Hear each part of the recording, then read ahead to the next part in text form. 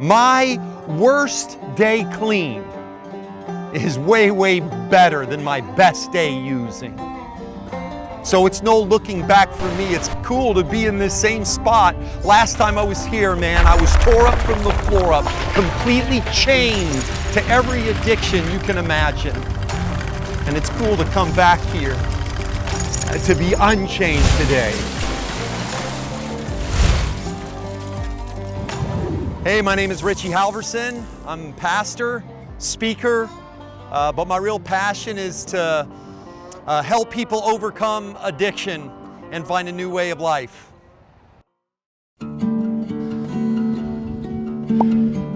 It's kind of crazy, but the last time that I was here in this spot, I was jobless. I had just been kicked out of the halfway house where I was living because I had stolen from the halfway house manager because I was in active addiction using. My wife couldn't let me home. She wanted to let me home, but she couldn't let me home because she couldn't trust me there either. No one was safe. You know, that's the problem with addiction, is it infects and affects everybody in the family. It hurts everybody.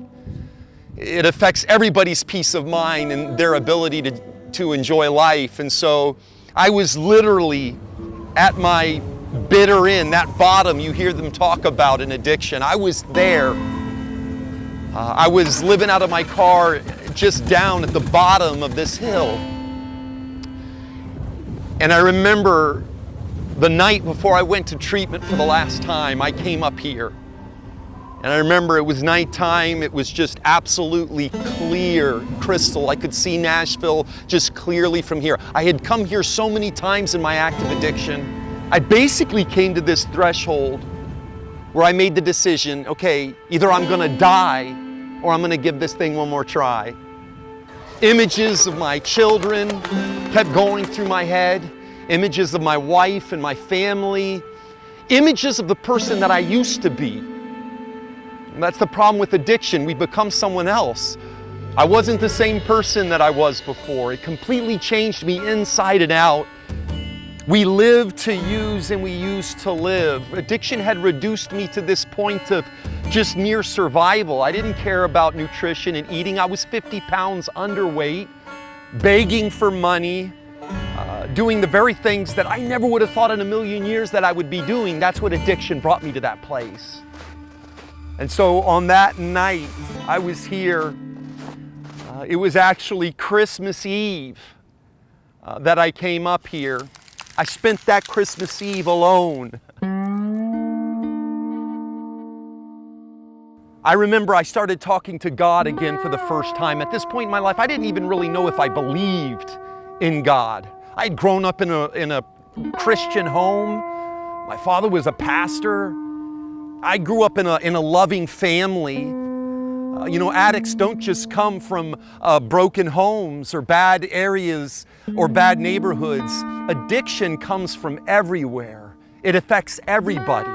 Getting to this point where I came up here, it was the Christmas Eve, and it really just hit home where my addiction had brought me, what it had stolen from me, all the things that were missing in my life, joy, peace of mind. You know, that's what's crazy is I went to the drugs for joy and peace of mind, but that's the irony of addiction. It steals the things that you went to it for in the beginning. And now I didn't have any freedom. I didn't have any joy. I didn't have any peace. I was completely broken. And so sitting here, I started talking to God and started saying, you know what, if you are there, I need your help. I'm completely fed up with this way of life. I can't do this anymore. I'm hurting from the inside out, and I need help.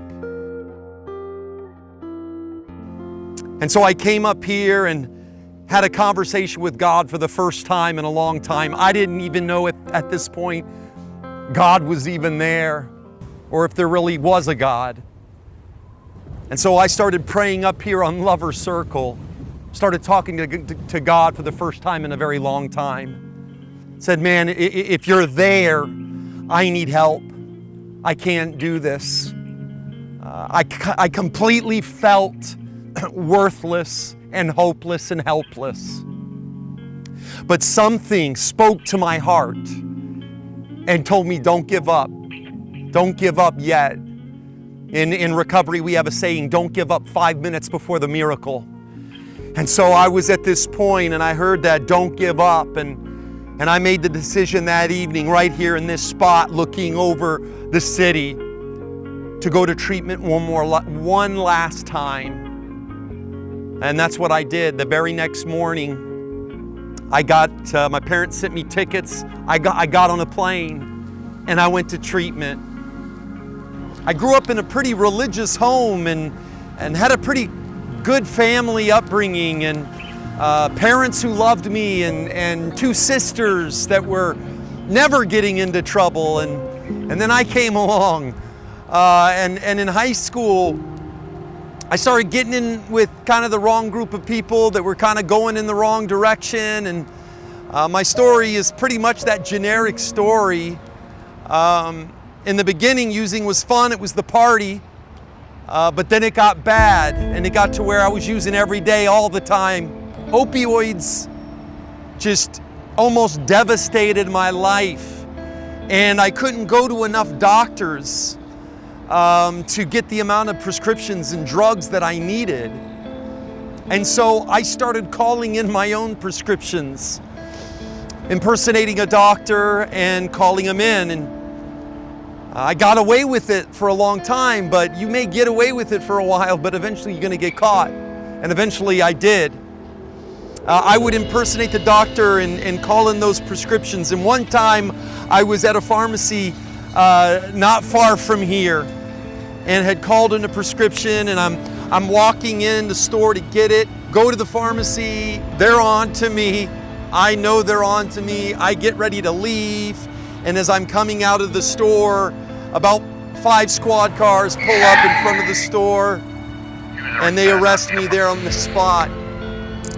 Now you would have thought that was enough to kind of wake me up from this, but the reality is it takes more than that. It took me getting arrested about 4 or 5 more times. It took 4 or 5 more felonies. It took 4 more times in jail before I was even at that breaking point. Called my parents, was expecting them to bail me out of jail, but instead of them bailing me out, I got a little note the guard gave me from my mom, and she said, Richie, we're not bailing you out anymore. We're done. And we love you, we're praying for you, but we're not doing this anymore. And that was the moment when I started realizing I had to make a change. That was when reality started hitting in. That was the first step towards me hitting my bottom. So don't enable people. Love them from a distance. Give them that tough love, all right? But don't enable them. In recovery, we call it, you can love your family to death. We have seen addicts die because their family just could not get out of their way. They kept throwing money and enabling bad behavior. Don't do that. Have boundaries, but always be there so that when they're ready to get help, you're ready there to help them from a distance. You're not going to do it for them, but you're going to help them. In the Nashville City Courthouse, that I was facing 4 pending felony charges for prescription fraud. I had 30 days clean, just got done with treatment, had my first court hearing clean, and showed up. I had missed my court while I was in treatment, so there was a warrant for my arrest for failure to appear. They immediately arrested me, took me into custody, and I thought I was going to be going away for a very long time. But by this time in my life, I had surrendered to a power greater than myself, and I was willing and ready to deal with the wreckage of my past. And I was ready for healing. I was ready for restitution. I was ready to deal with the things that I had done and face up to it. It felt so much better going into court clean than using. And so when I went before the judge, they had me drug test. I was clean. I had just finished treatment. That was good. And unbelievably, that day, I was able to leave. That the conclusion, if I remain clean, I don't get trouble again, they were going to expunge all 4 of these felony charges off my record.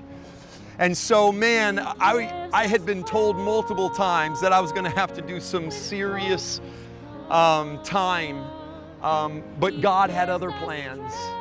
And so, man, I left that day from the courthouse, and the air smelled a little sweeter. The sun, man, it shined a little brighter. And I still remember the way it felt to that day of one of the benefits of living a life clean and in the process of recovery. And so I did exactly that, man. I did everything that they told me to do. If they had told me to stand on my head, I would have stand on my head, because I was sick and tired of being sick and tired. And so I started going to meetings. I started working the steps. I got a sponsor. I got someone who knew how to live clean. I didn't know how to live clean. I knew how to get high. I knew how to con and manipulate and steal, but I didn't know how to live successfully clean. And so I got a sponsor who did, and I started listening to him. They told me to take the cotton out of my ears and shove it in my mouth, to do more listening than talking.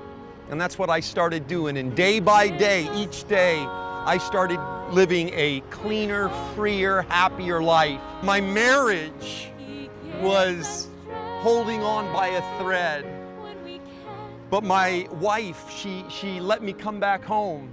We reconciled our relationship. It took time. Trust that was damaged over years doesn't heal overnight. So it took time for me to heal that relationship. And you know what? Sometimes a lot of people in recovery, their marriage doesn't heal. Unfortunately, lots of times the relationship doesn't last. I was fortunate that my relationship did. Now my wife and I, we've been married for 22 years. He gives us hope when hope is gone.